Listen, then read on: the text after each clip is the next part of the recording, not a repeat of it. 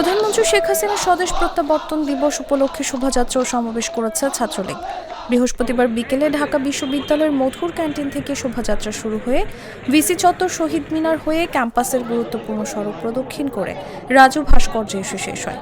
এরপর সমাবেশ অনুষ্ঠিত হয়। সমাবেশে সভাপতিত্ব করেন ছাত্রলীগের কেন্দ্রীয় সভাপতি সাদ্দাম হোসেন। তথ্য প্রযুক্তির মাধ্যমে আমাদের কর্মসংস্থানের নিশ্চয়তা তৈরি করা, বাংলাদেশের মানুষের মাথাপিছু আয় থেকে শুরু করে প্রত্যেকটি অর্থনৈতিক সূচকে উন্নয়ন নিশ্চিত করা এবং এক ধরনের জ্ঞান ভিত্তিক অর্থনীতি তৈরি করা, বাংলাদেশের ছাত্র সমাজ বঙ্গবন্ধু তনয়া দেশরত্ন শেখ হাসিনার এই চলার পথে আমরা আগামী দিনে অভিযাত্রী থাকব।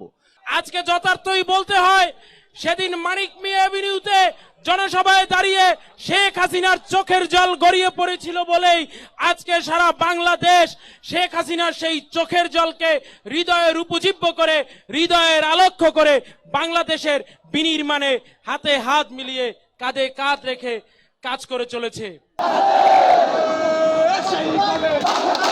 সমাবেশে ঢাকা বিশ্ববিদ্যালয় ছাত্রলীগের সভাপতি মাজহারুল কবির শয়ন, সাধারণ সম্পাদক তানভীর হাসান সৈকত, ঢাকা বিশ্ববিদ্যালয়ের বিভিন্ন হল শাখা, ঢাকা মহানগর উত্তর ও দক্ষিণ সহ ঢাকায় অবস্থিত বিভিন্ন শিক্ষা প্রতিষ্ঠানের ছাত্রলীগের নেতাকর্মীরা উপস্থিত ছিলেন।